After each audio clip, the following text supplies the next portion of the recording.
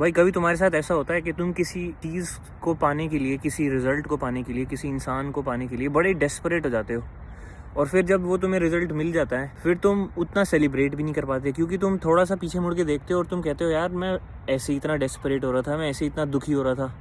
मैं ऐसे ही अपने आप को इतना सफ़र करा रहा था मेंटली इस चीज़ को पाने के लिए। और आई थिंक ऐसा जब भी हो तो ये एटलीस्ट इस चीज़ का सिम्टम तो है कि मेरी लाइफ को फुलफिलिंगली जीने के मेरे जो मेट्रिक है ना वो शायद सही नहीं है, कुछ तो गड़बड़ है उनमें, तभी मेरा रिजल्ट भी आ गया मेरे पास और मैं खुश भी नहीं हूँ। कुछ तो गड़बड़ है, कुछ तो एनालाइज करना पड़ेगा। और आई थिंक जनरली ऐसा इसलिए होता है कि या तो मैं वो काम भेड़ चाल में कर रहा था और फिर मुझे रिजल्ट मिल भी गया और मैं अब खुश भी नहीं हूँ, क्योंकि मुझे पता ही नहीं है मैं क्यों कर रहा था। एक्चुअली में अंदर से नहीं आया हुआ था, वो बाहर से उठाया हुआ था।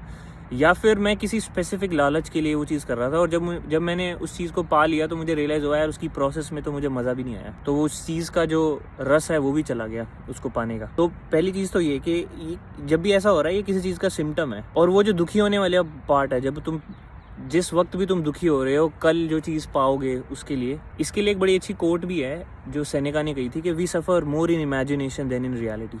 कि मैं इतना मन में इतना पहाड़ बना लेता हूँ और उसकी कोई रियलिटी पे मैपिंग ही नहीं है, तो जब वो मुझे मिल भी जाती है ना वो चीज़ इवेंचुअली, उसके पीछे जो उससे पहले जो मैंने मन में पहाड़ बना के जो सफरिंग ले ली थी वो उसका मज़ा ख़राब कर देती है। तो ये चीज़ ज़रूरी है, सीख समझनी। दूसरी चीज़ कि जब भी मैं कभी भी किसी आउटकम को चाहना में कोई गलत बात नहीं है, लेकिन सिर्फ एक स्पेसिफिक आउटकम ही चाहने में प्रॉब्लम है, क्योंकि आउटकम्स हमेशा एक प्रोसेस का आउटपुट होती हैं, है ना। और अगर मैंने ये डिसाइड नहीं किया कि मैं इस प्रोसेस में बनने क्या वाला हूँ या मैं बनना क्या चाह रहा हूँ और क्या ये आउटकम मेरे को वो इंसान बनाने की तरफ ले जा रही है जो मैं बनना चाह रहा हूँ, अगर मैंने ये एनालिसिस नहीं किया हुआ और मेरे फुलफिलिंग लाइफ के मेट्रिक में सिर्फ आउटकम्स ही हैं और ये है ही नहीं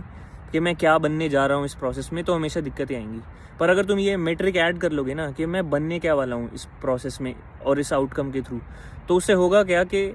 आउटकम भले ही बहुत दूर दिख रहा हो भी, लेकिन तुम्हें अब छोटे छोटे और अलाइनमेंट्स के टेस्ट करोगे तुम कि अब मैं ये चीज़ कर रहा हूँ, क्या मेरे को सही प्रोग्रेशन फील हो रहा है। आंसर आएगा हाँ या ना। हाँ आएगा तो तुम्हारे पास एक और स्टेप लेने की पॉसिबिलिटी बन गई। ना आएगा तो तुम रुकना की सोच सकते हो, क्योंकि तुम वो इंसान नहीं बन रहे हो।